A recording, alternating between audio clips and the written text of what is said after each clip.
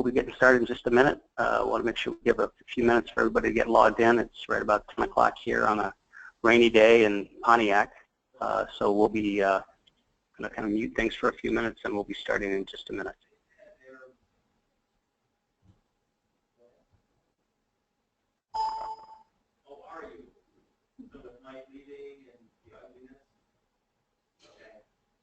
Today, Scott got with me, there's Scott, Pareto, going through the particulars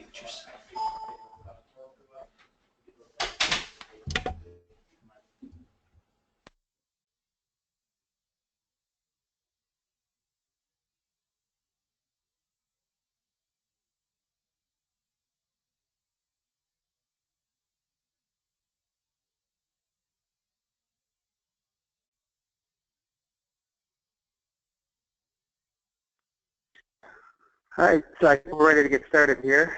Let me introduce Sean Bentley, who will be doing most of the seminar today, webinar. But before I do that, I wanted to ask a quick poll question. Just trying to determine how much people have had experience with SOLIDWORKS simulation. So if you'll this will give us a general idea of what kind of audience we've got to help Sean fine-tune the presentation to make sure that we hit the right level of interest here. Just give a few minutes for that to.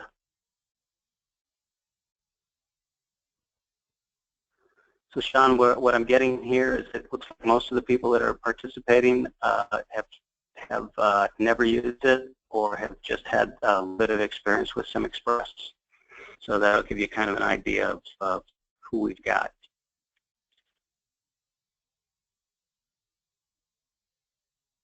So thank you. We have a few that have used Sim sparingly. So without further ado, we'll get started here. I'll turn the presentation over to Sean. All right, thank you, Dave.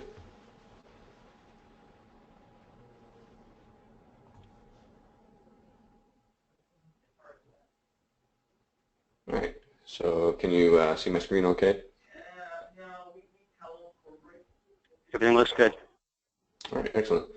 All right, so in this lightweighting seminar, some of the things I'd like to cover with you all is first of all, I'm going to focus on this steering bracket, so you see the component that's in red here, and then I'll move into another component that's part of the suspension assembly, where I'll focus on a new tool we're introducing called Pareto Works, one that's being integrated into SOLIDWORKS, and then I'd like to show you another example where we'll take a look at this press frame, try to optimize it using parametric optimization. I'll have a few dimensions I'll be changing on it to try to minimize the weight. I'll use SimExpress and also Simulation Professional to reduce the size of that. And then finally, if we have some extra time towards the end, I'll do one more parametric optimization on this forged line wheel rim. So once again, we'll talk about the steering bracket, some manual changes, do a topology optimization using Pareto Works, parametric optimization with this press frame, and again, a little extra if we have some time. So let's go ahead and get started then with the steering bracket component we have here. So I'm going to go through two steps on this steering bracket. First, I'm going to run a baseline test. I'll set up just a brand new structural study to figure out what are the stresses, and that'll give me a nice baseline that I can use to compare to in order to help me reduce the weight of it in subsequent studies. So then after I run this baseline test, then I'll do a bunch of optimization trials and kind of experiment with different ideas to try to reduce the weight of that steering bracket. So the goal here, of course, minimize mass, minimize weight to improve the performance of that assembly. So some of the loading scenario that I'm going to walk you through, I'm going to set up a couple of simple restraints, fixed hinge, roller slider. We can get much more detailed, but I like this to run fairly quickly so you can kind of see the full workflow. And then apply a pretty simple load to it as well. I'll assume a compound force, and then I'll show you some miscellaneous tools as well that I have highlighted in this slide.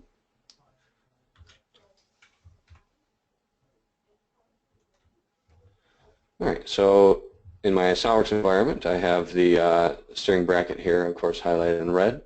So what I'd like to do is focus in on that component. I'm going to open up that assembly and sort of remove everything else from the picture for the moment to really speed things up and be able to test out a lot of different iterations quickly on the steering bracket component.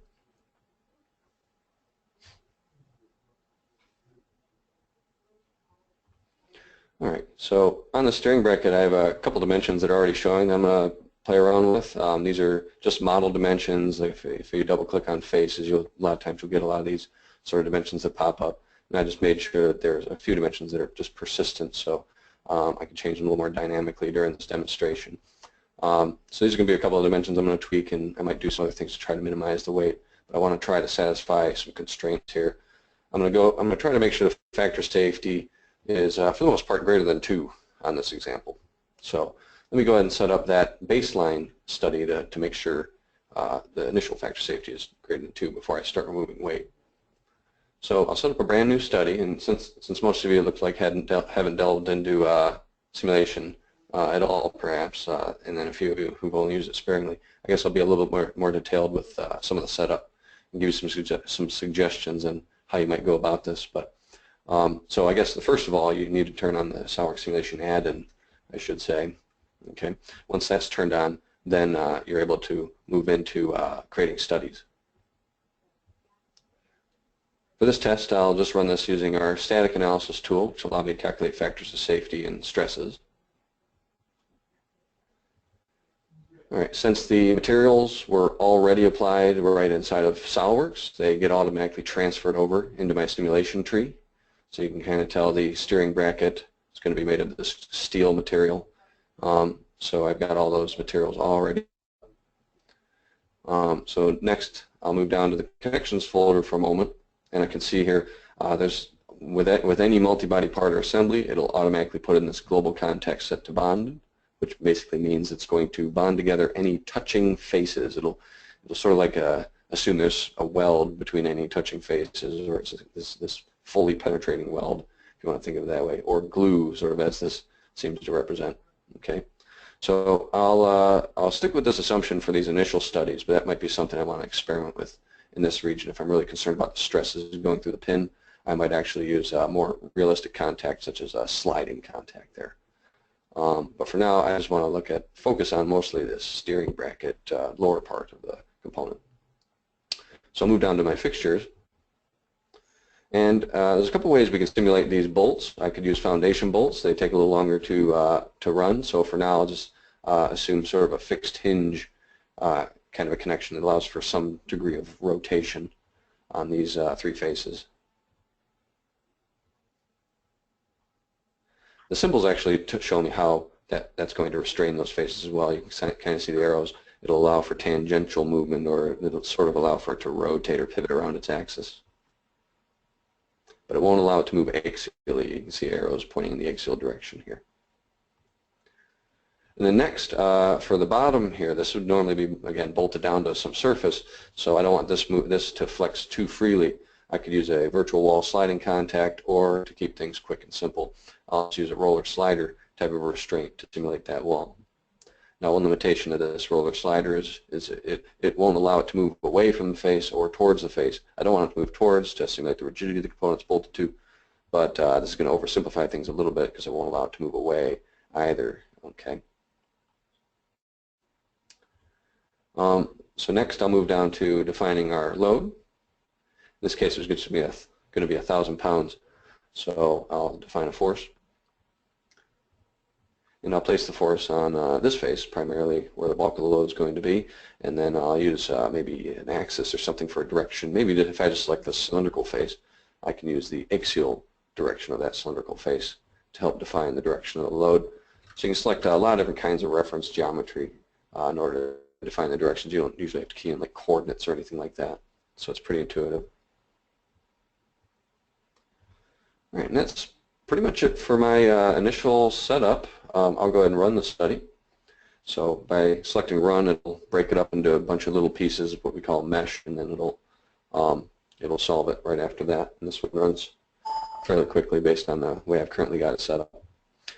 And I see here minimum factor safety depicted of 2.7. So that appears to be my sort of baseline results. It looks like it seems like it satisfies the factor safety of 2 that I was shooting for.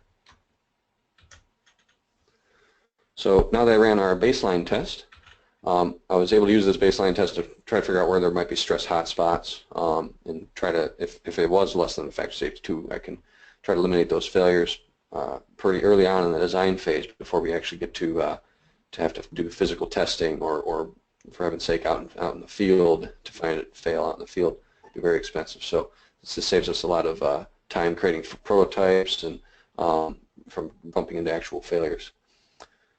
So next, what I'd like to do, though, now that I've built some confidence in this current design, I'd like to try to run some optimization trials. Maybe I can reduce the weight of it, maybe move some material around into more reasonable areas. So I'm going to use a tool called the trend tracker to help with this. And basically the idea is I'm going to start off with my baseline iteration. And let's say if my goal is to minimize mass, I'm going to try to I'll rerun a study, change the dimension, rerun the study, and hopefully my mass will go down, hopefully my factor safety will stay about the same, and I'll see hopefully a better result.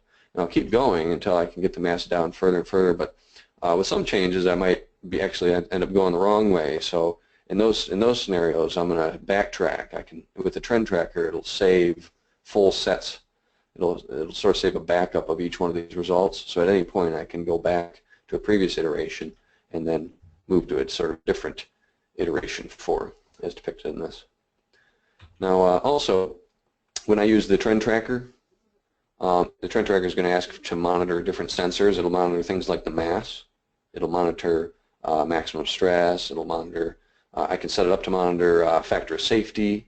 I can set it up to monitor accelerations. I can set the trend tracker up to monitor frequency results, and so on. So this shows you all the different kinds of sensors that you can create with the trend tracker. Now these sensors are used in a lot of the other optimization tools as well. So pretty much all the things I've highlighted are probably the most common things that you can use within optimization or within the trend tracker. So so these are some of the most frequently used ones. I think an interesting one is if you monitor connector forces, you can figure out if your pin factor safety or bolt factor safety is going to be above a certain limit as well. All right, so we go to this trend tracker idea. So first thing I'd like to try is I'm going to first of all refine the mesh here. If I show my mesh, you can kind of see that the elements, they look kind of big in this region where the stresses vary by quite a bit. So I'll enable the trend tracker so I can see as I refine my mesh if the results change a lot. So I'll turn on my trend tracker, and then I'll set a baseline at this point. It tells me it's going to save the existing model. It creates sort of a backup of it.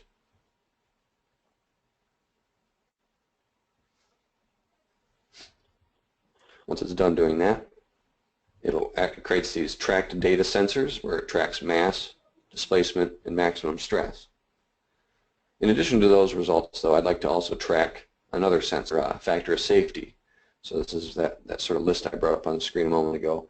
I'm going to add additional sensor, simulation data, and then here's all those different types of things I can track. I'll use factor of safety, and it's going to say 2.7. That was sort of the result I got currently. Now I want to add that down here as well. I wanted it to be tracking factor safety the whole time.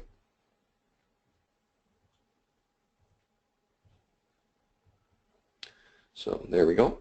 Now these all have a single data point in them. So you see the mass currently has this single data point, but you will kind of see as I run more iterations, it starts creating more of a graph. All right. So now what I'd like to do, I'll go ahead and refine that mesh. So I'll apply a mesh control. This allows me to just locally refine the mesh in some of these regions. it defaults to this, what it calls a fine mesh size, but I'm going to tighten that up even further, I think. Just cut it almost in half. And let's see what kind of result I get from running this study.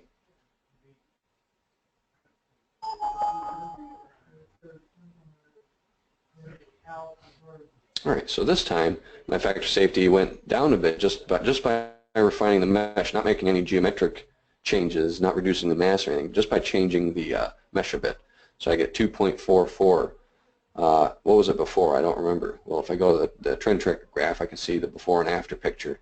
So I see that as I refine the mesh, the factor safety drops a bit. All right, so that's interesting. If I refine the mesh some more, is it going to drop some more? So I can use the trend tracker to do sort of a mesh convergence study. If I go ahead and just cut the mesh size in that region in half again, I can see if I have a good mesh now, or if my results still change a lot.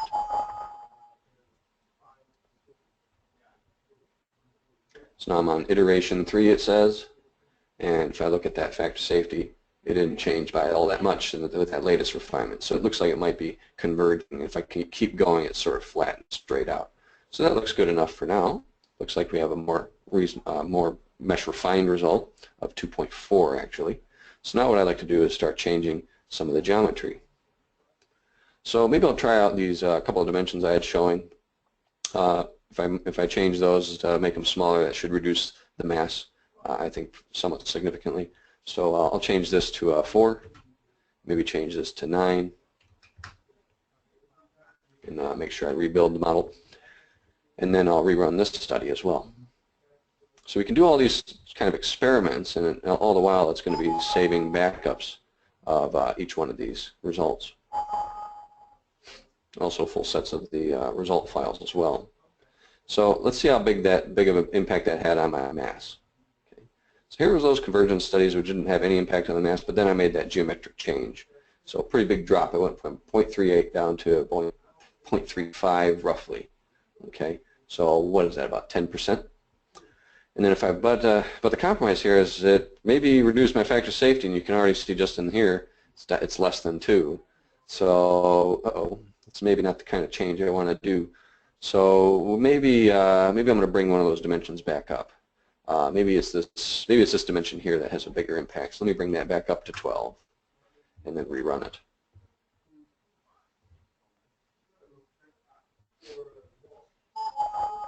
Now if I look at the factor safety plots and that mass plot, I can see how much each of these dimensions really contributes.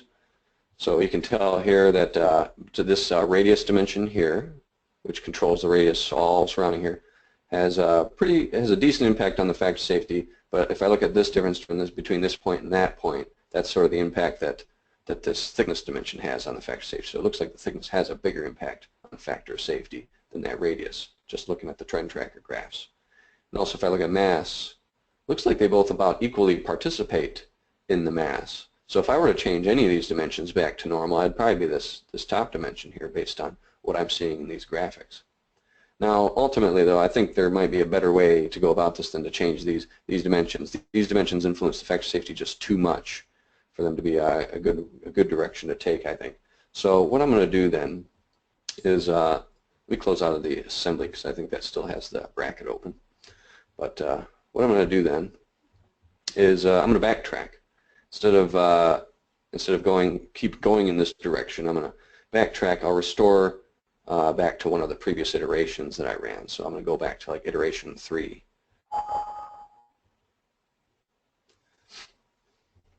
All right, so now it opens up that previous iteration. Now all these, the trend tracker is basically saving full sets of model files and full sets of results all inside of wherever your result folder is located. So right now this is like my results folder. If I browse there, I'll see all these different copies of the assembly. So if you have a big assembly, it's going to be saving full copies of that assembly each time you run. So maybe be a little bit cautious especially if you're over a network with it. But all right, but back on this iteration, I do have to rerun this study to reset the results here, it looks like. And then I'll make some different kind of changes. All right, so back to the 2.4 that we had. So now what I'd like to do is there some better changes I can make to this to maybe reduce the mass. So I'm going to use a tool called Design Insight, create a Design Insight plot. And with this tool, if I move this slider around a bit, I can tell, this will tell me which direction the load path takes. So you can kind of see where the force is located here. It's going to go down the arm here and go right to the fixtures. So it's kind of like, if you think of like stress flow or load flow as like fluid flow, it's like this is our inlet and it flows out of these outlets. But none of the flow goes through this region. This region isn't supporting much of that load, it looks like. So maybe I can remove some material from that area. So what I've done, I've created a sketch to capture that region. Okay, I'll make it a little bit smaller here. Sort of represent that area. Okay, so I made a sketch so I can make a cutout and remove some material from that region. So now if I go ahead and create this cut,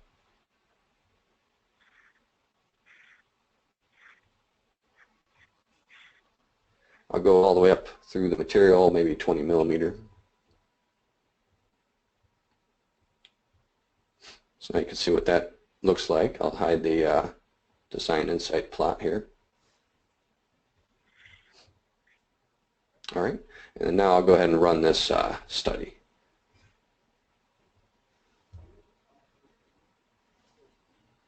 So you can see the impact that might have on the stress results and on the factor safety results might be a little less than the previous dimensions that I was configuring. Now I'll reconnect the factor safety just if I edit it and click OK to it, it sort of reconnects it. So now I can see if after making that change, how it affected the mass for one. Mass dropped significantly, but then how does it affect the factor safety or the stresses, the same kind of thing. I think I might have to rerun it one more time to actually get that factor safety to pop up.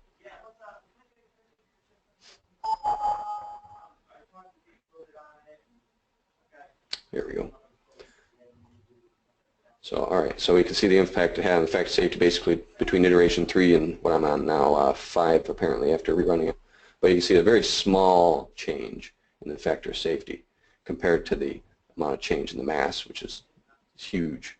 Okay, so it looks like this kind of a change is going to be a little bit better for optimizing the performance of this. Okay, making this a little bit more lightweight. All right, so a couple tools I showed you here. The Design Insight plot, very handy for tracking down where you might be able to get away with removing material, and also the trend tracker, so it can keep track of some of the changes you're making and allow you to sort of backtrack if needed.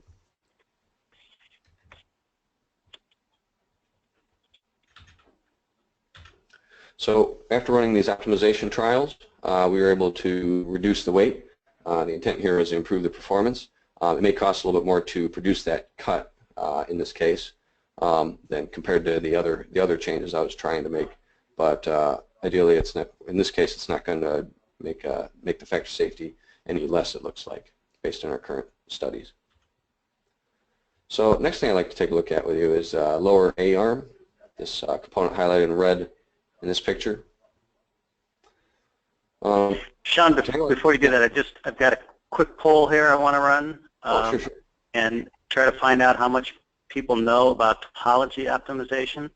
So one of the things we're going to be talking about is a type of optimization called topology optimization. You can find out if people have had any experience with it. Now, this technology comes from a partner, but it's integrated within SOLIDWORKS, and we thought it'd be good to give you an idea of what it might be able to do. So great, it looks like everybody's responded. So it looks like the majority have not heard of it, and we have some people who know what it is but haven't used it. So thanks, Sean. Let you go. All right, cool. All right, so again, on this next example, we'll take a look at this A arm here, and I'll use our topology optimization tool called Pareto works. So this Pareto works tool, this sort of shows you what this topology optimization idea is about. So maybe maybe once you see this picture you might change your mind. Now you've heard of it, kind of a thing. But the idea is, we'll construct a design space, okay, that sort of represents where the fixtures are going to be and where the loads are going to be. Just depicts where those items are going to be accurately, and then we can optimize for things like displacement based on that load case, or for stiffness or for stress as well.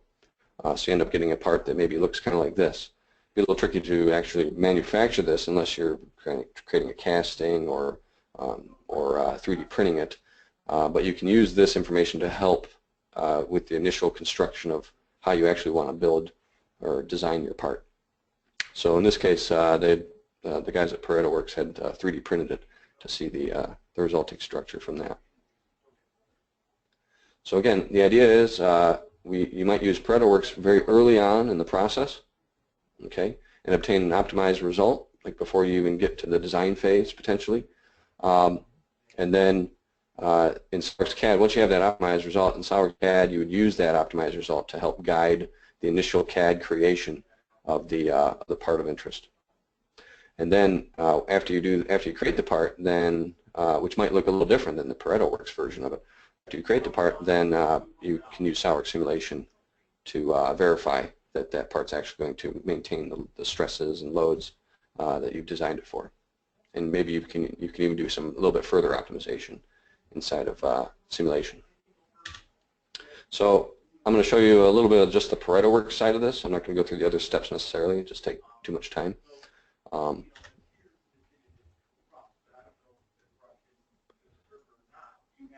I'm going to go back to that suspension assembly at this point here.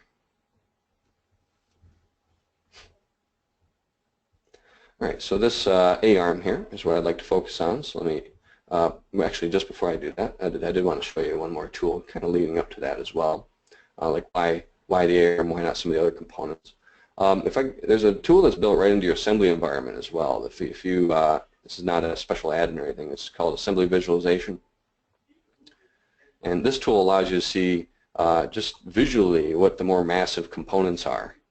So here I can see that looks like I've colored it red down to blue as far as mass is concerned. You see I've ordered it by the mass, and this bar chart sort of showing the red component, which in this case is this A-arm. Okay, seems like it may weigh the most in this particular case. So what I like to do then is focus on optimizing that A-arm a bit further to reduce its weight. So let me go ahead and open that component up then.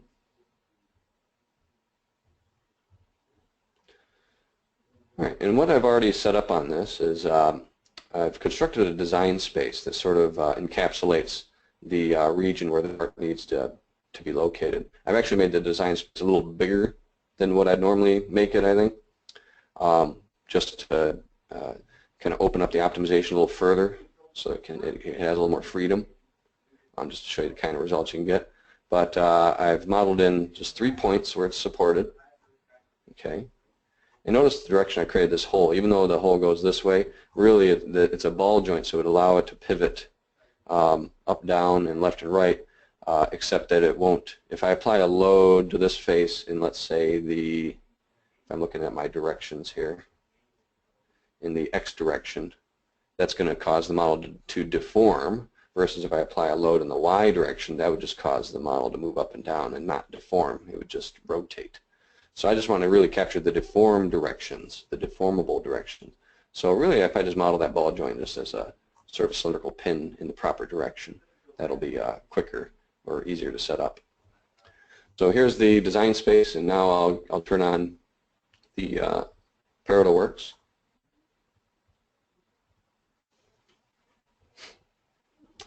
When you turn on Pareto Works, it puts it in your tools pull down, and I'll go ahead and set up a new study using this. First step in here is to initialize Pareto Works using a couple different unit systems. I'll use English units, so my forces will be in pounds. Pareto Works has initialized, so now I'll set up some boundary conditions. I'll use a sliding boundary condition to allow for pivoting on these couple of faces. I've split these faces beforehand to make sure that I can select just the region I want really to pivot. Now these sliding restraints don't constrain the Y direction for me, so I just want to hold it down just lightly in the Y direction. So I'll add a Y fixture just above one of these previous joints and just above and below perhaps, just to maintain some of the symmetry of it. So I'll hold it from sliding freely in the Y direction. And then now I'll just add a force to the other end in the X direction perhaps. And here we do have to key in the load vector. It's the way Pareto was sort of designed here. I'll do 1,000 pounds. And then let me do a wireframe so you can kind of see the direction of that load. Okay. So now I'll run a finite element study just to verify that it's able to mesh it with this 10,000 element count here. Looks like it ran, and you can kind of see the deformation shape. Runs pretty quick with that count of elements. So now I'll go ahead and optimize it. My goal is to maximize stiffness, but basically I could set up two goals here: maximize stiffness or maximize strength. One's for displacements, one's for stresses. So I'm going to optimize for displacements or optimize for compliance. So I'll create a very tiny target volume, so it'll sort of run 100% the full way as far as it can take it. And then I'll just key in very large constraints. You can set these constraints so it'll stop early.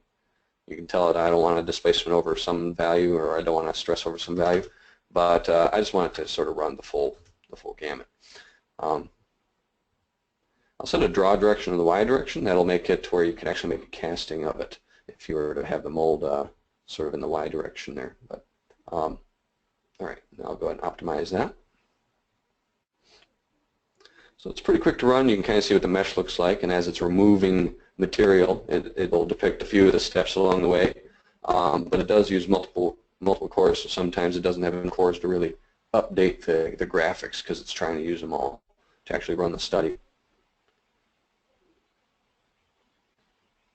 During the optimization as well, if you turn on the DOS window, it actually show you, looks like it's already done though, it'll actually show you how the displacements are going up and by what magnitude are they going up, so you can kind of see when it sort of tapers off. It looks like this is the completed version based on the current inputs, based on the current mesh size. I keyed in 10,000 elements. This is what the output looks like. I can see along the way how it got there. If I can kind of roll back to some of these previous steps, okay, so, and then roll back forward again. So you kind of see some holes pop up there, and then decides to take a different route. Okay, seems like it makes the outside thicker. Yeah, seems like it makes some intuitive sense. Those are it's kind of like creating an I-beam profile in a way along the way. And eventually, here's the sort of the final step. Looks like it might be heading in a direction where it might take this member out completely. If I were to try to reduce the volume even more, it's going to maybe try to take the member out finally. But it looks like we have this elbow, this sort of elbow right here. So almost like a equilateral triangle it forms in this region with an elbow here. Okay, so that's interesting.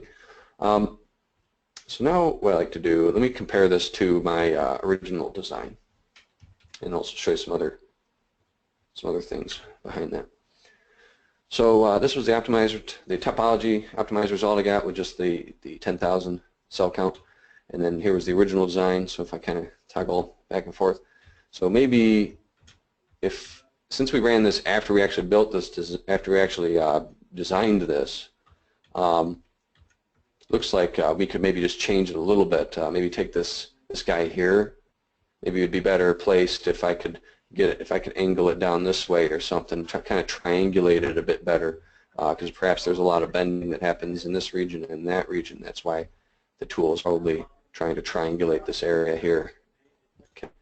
So I think that's the idea behind this topology optimization, though, that you really need to, you don't use this result directly. Typically, you'll use it to help guide some of your design decisions about how you want to model the actual part. Okay. Now, there was a couple other slides I wanted to show you here to show you, if you change the load angle, you can get some interesting differences in the results. So here, this sort of shows a smaller design space that I constructed, sort of this triangular region, and if I apply the load angle to the, in this case, you get this sort of result. And if I change it to go up and left, it makes it much stronger here, and then go straight up, makes it much stronger here, and go at sort of another diagonal. So you see all different kinds of results you can try to help use to guide you based on whatever. I think I would choose whatever the worst case load direction would be, which I think is going to be the side load. And I would likely use this sort of result more than the other ones.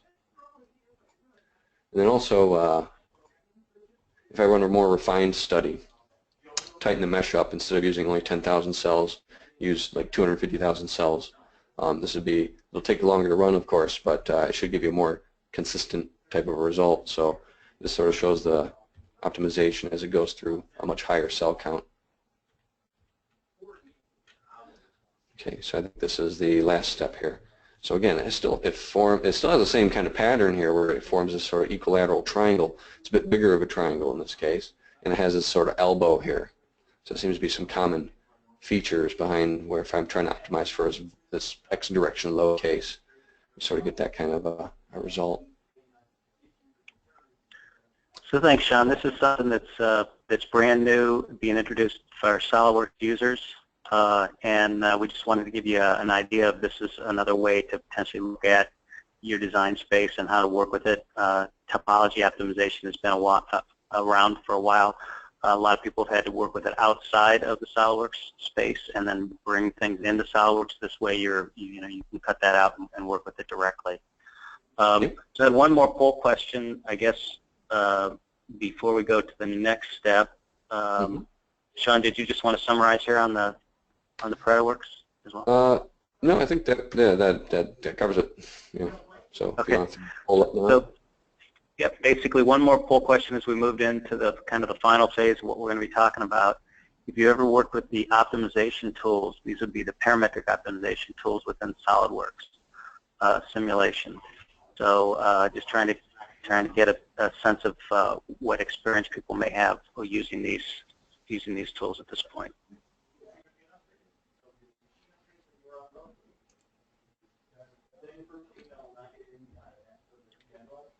All right, I'll close it. So it looks like about half the people haven't, and we've had half the people have tried it but haven't got very far. So. Okay. So set to go. All right. Yep. All right. Good. All right. So this next example, I'd like to take a look at a press frame, and there's a couple different examples of press frames, and the sort of thing that I'm looking at here is these frames. They have this sort of arcing. They come up and arcing, and same with this one here. It has like this arc. Sean, you need to bring up your screen. Is on. What's that? Can't see your screen. I can't see my screen. Oh, how'd that come? Let me see. Show my screen. There we go. Got it? Thank you. All right. Yep. Very good. Anyway, so as far as what I'd like to do is take a look at a press frame. So I can see a couple different examples of hydraulic presses. And with these examples, it sort of shows this sort of cantilevered press frame I have here and here, and then same kind of thing, same kind of style here. So the press frame I'd like to look at with you, it's going to look kind of like the same kind of cantilever. And the hydraulic cylinder would go here. Now my goal is to try to reduce the mass of this, try to save some cost. Okay, so maybe I don't need to go with as much material thickness or something, or change some of the dimensions of it a bit. So there's a couple of tools you can use to try to optimize this press frame. Now the goal here is to minimize mass, like I said before. Now my constraints in this case, though, I can minimize mass by making the thickness super thin, but then it's going to break. So I want to set up some constraints. My constraints are to make sure that these stresses don't exceed 110 megapascals based on the material I'm selecting. I'll have a yield strength of 220. Or in other words, I just want to make sure there's a factor safety of 2.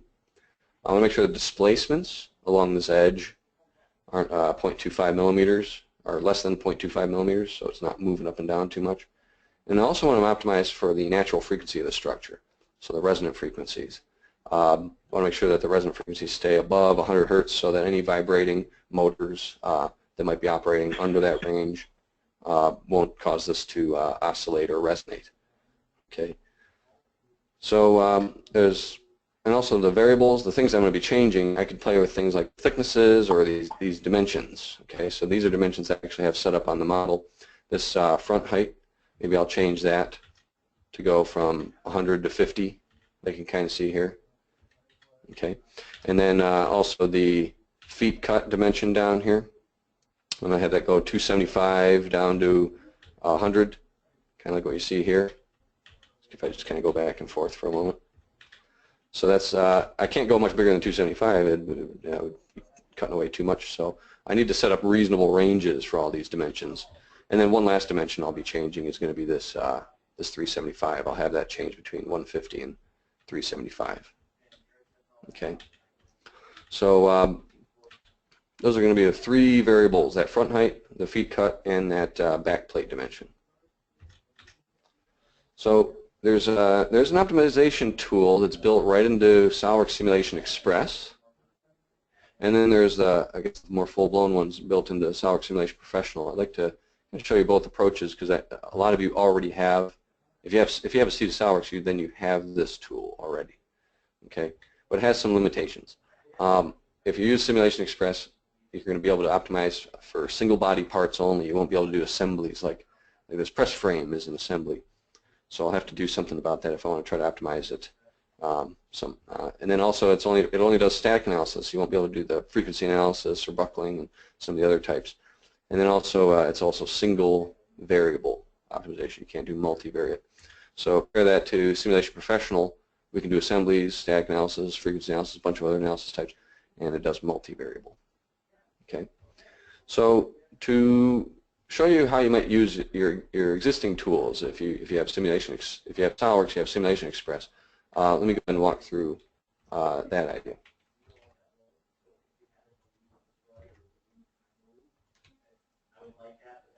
So we have our press frame here. We open that up.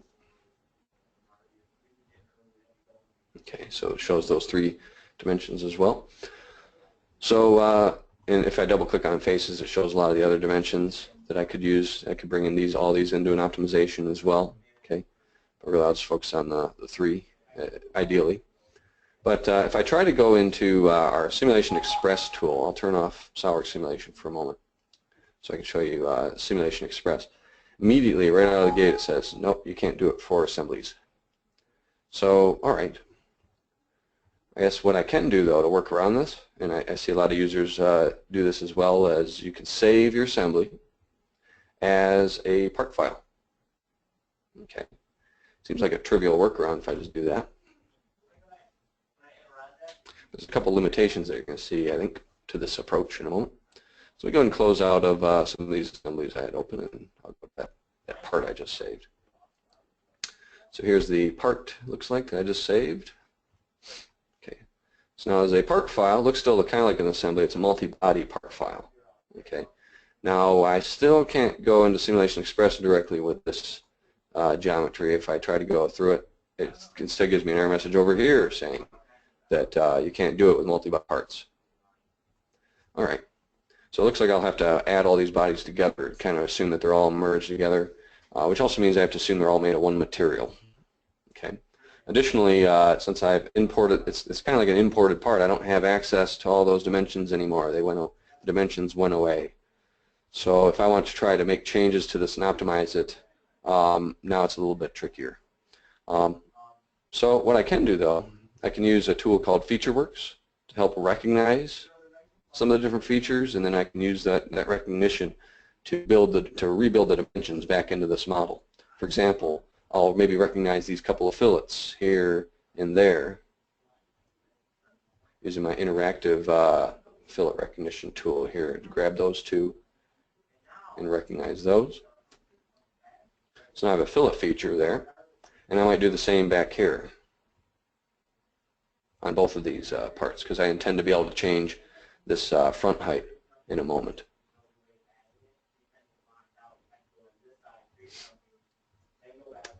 All right, so there's both of those. And then now, if I roll back in my tree to before any of the fillets were created, you can kind of see the shape now. And this geometry becomes much easier to work with without having those fillets on there. Now I can just do simple move faces in order to control dimensions. For example, here I can do some direct editing where I can move this face. And you can kind of see the way this tool behaves if I move it outward or inward. It's really just like offsetting the face and trimming up. It's extending all the other faces that connect to it and trimming them up. Okay, so if I move that face up by 50, so now you can kind of see what that looks like. Okay, now really this move face command is just giving me a dimension that I can use to control that face. This dimension on the screen, I can key in 10 and rebuild it, and I can key in 0 and rebuild it. Okay, this gives me a dimension that now I have some control over, and I can use that to help with optimizing. I'll do the same on the other component. Let's do another move face. I'll just flip the direction to 0 because that's where I'm going to ultimately set it to anyway. Now if I roll down, now I have at least a dimension I can use. Now these two dimensions between these two move faces, they're right now they're independently driven dimensions, so I want to link them together. So for example, if I change one to 10, the other one doesn't change. So I want to be able to link those two together. So if I right-click on a dimension, you have this option to state equations or link values between dimensions. And I'll call this thing front height.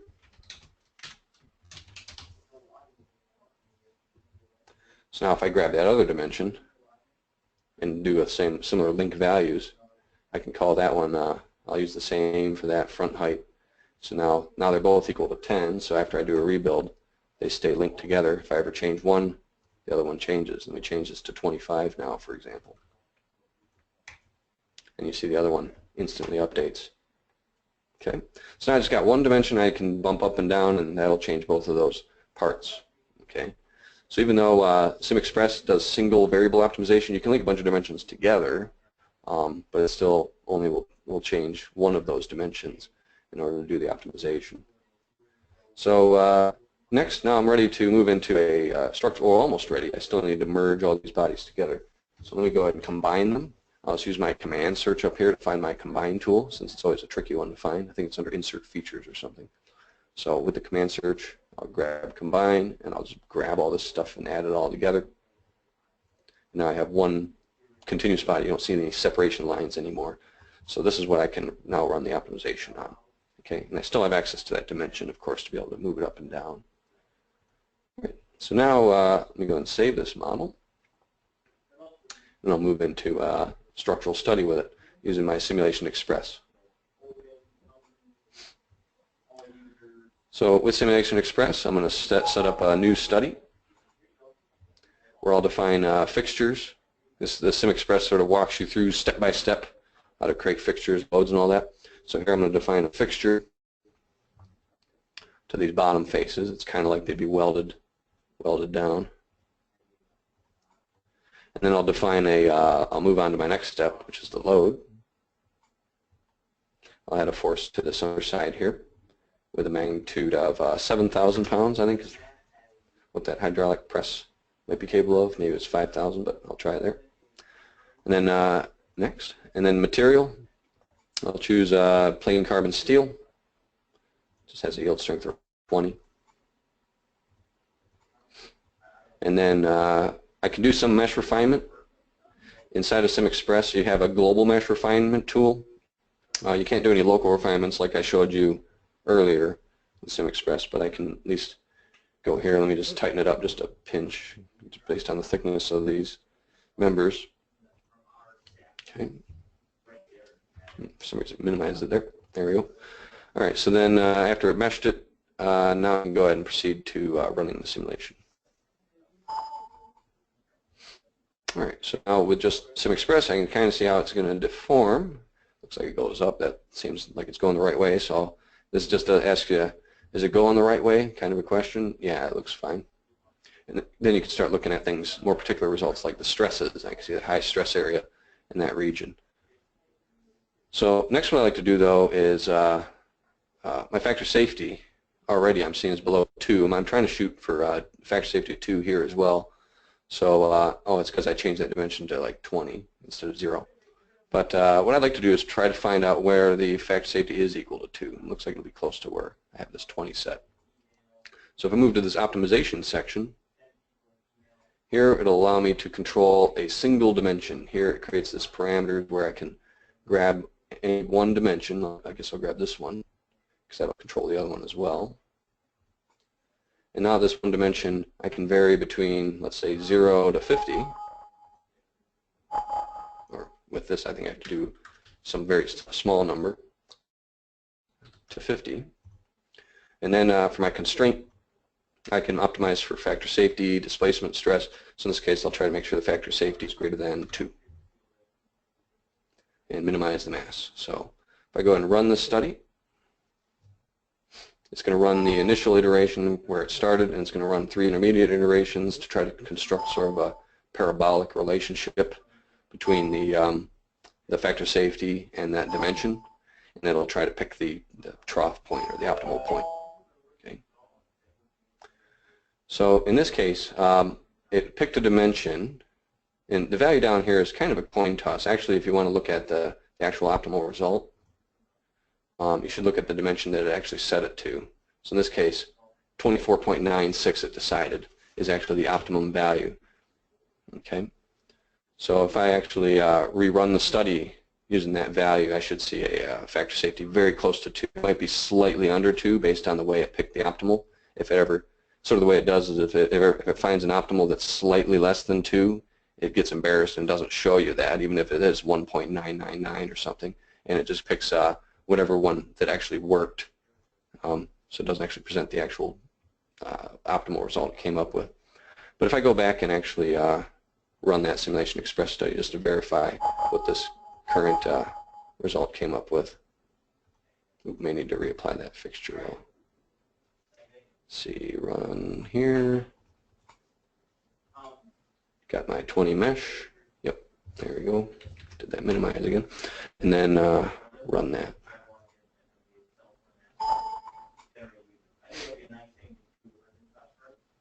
All right. So I think it came up with 1.96. Is that what? Let's double check here. 24.96. Yeah. So maybe if I just reran this with a even finer mesh, it might do it.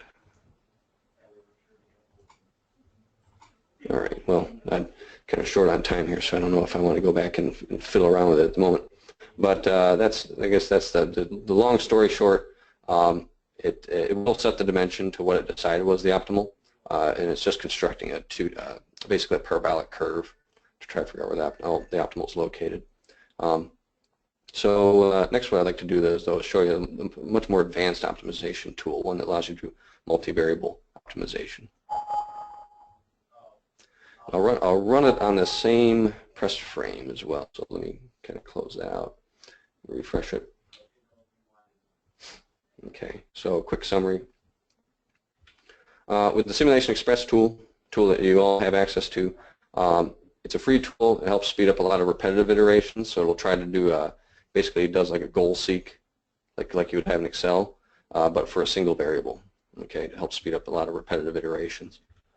Now, I'd like to try this more advanced tool, part of Simulation Professional, which allows me to do the multivariable optimization. So with this more advanced tool, I've modeled in a little bit of an extra structure down here because I think the local deformations of whatever this is welded or bolted down to may contribute a bit to the displacements. And in this one, I want to monitor the displacements, the stresses, and the frequency. So to remind everybody those numbers, I'll keep them on the screen down here. So remember the goal was to minimize mass, and then I'm optimizing for stress, displacement, and frequencies. Okay. So with this study, I'm going to create some simulation studies so that I can monitor stress and displacement. So I created a static study.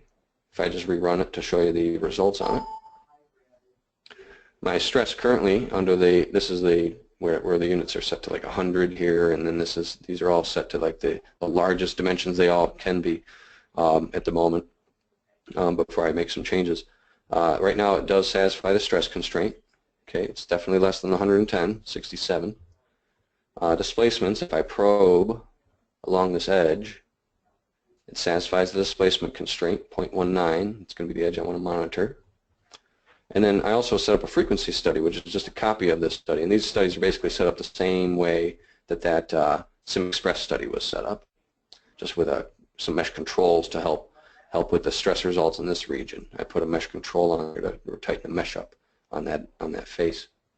But setting up a frequency study, just making copies of all those fixtures and loads and running this one.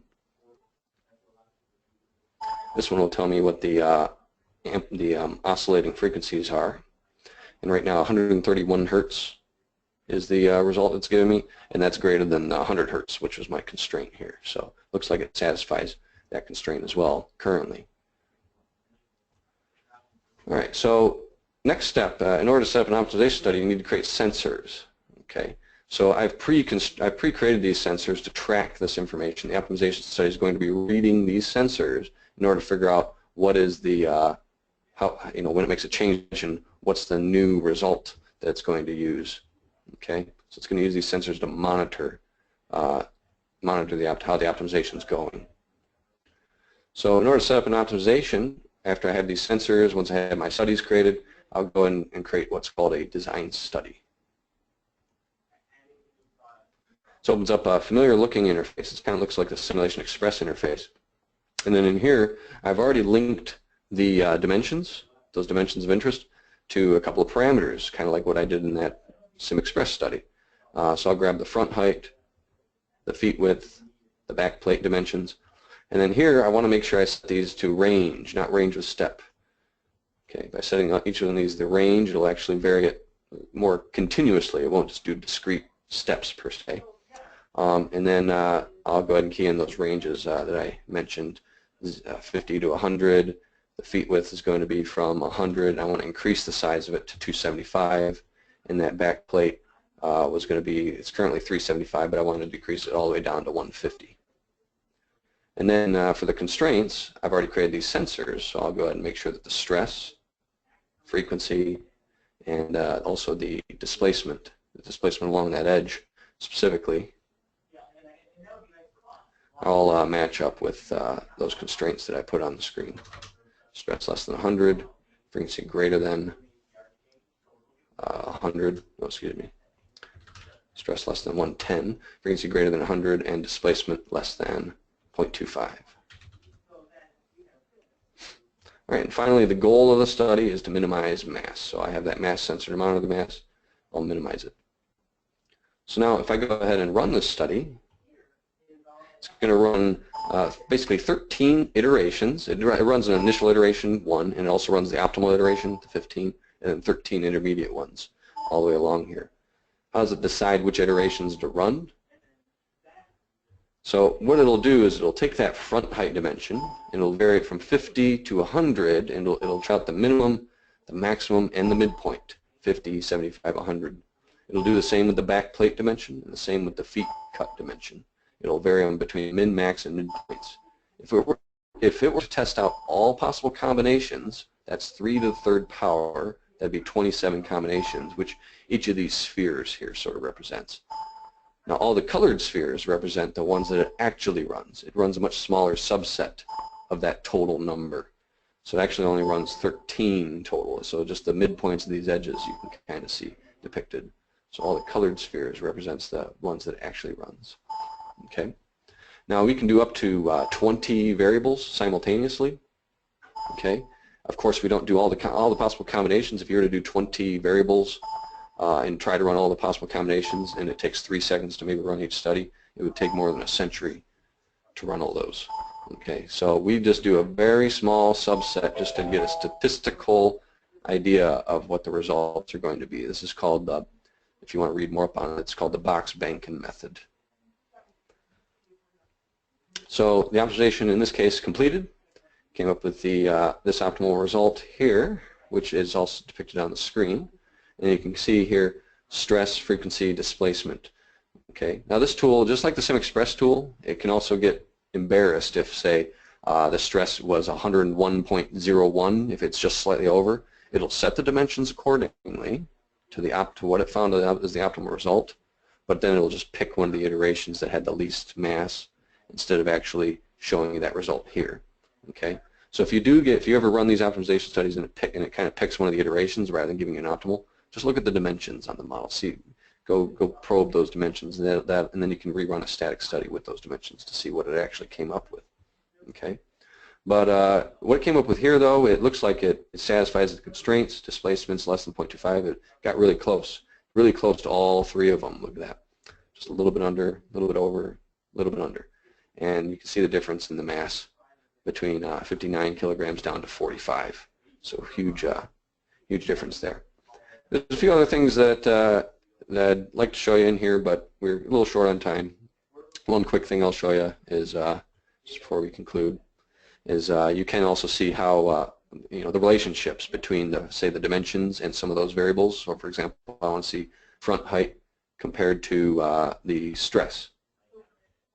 So you can see the front height has a big impact on the stress results. Here's me changing the front height from 50 up to 100, and here's the stress magnitudes going down. Okay, so it creates these sort of parabolas, if you want to think of it that way, a paraboloid or an n-dimensional paraboloid to try to figure out where these optimum points really are located. All right, so with Simulation Professional, then, in this case, I was able to quickly optimize for multiple. You can optimize for multiple load cases, optimize for multiple dimensions, and you have a lot more flexibility with the full-blown optimization tool. Then, and also we can model this directly on the assembly. We don't have to remodel any of the dimensions on there. I don't have to use that move face command and all that. So it's a little more direct, a little speedier that way. So at this point, I'd like to open up to any further questions. I know some of you probably need to get going, but if anybody stick around, if you had any questions, feel free to either type them in now, or I don't know if Dave, if you had anything further you wanted to add as well. No, well, while we're waiting for any questions, we'll just try to conclude here. We covered a lot of information here. One of the things I think you'll find, if you haven't used SOLIDWORKS Simulation, if you do move ahead to try to use it, especially if you're trying to lightweight some of your products and minimize your mass, that we have a significant amount of training that we can provide to you. So it's just not drop off the software and figure it out on your own.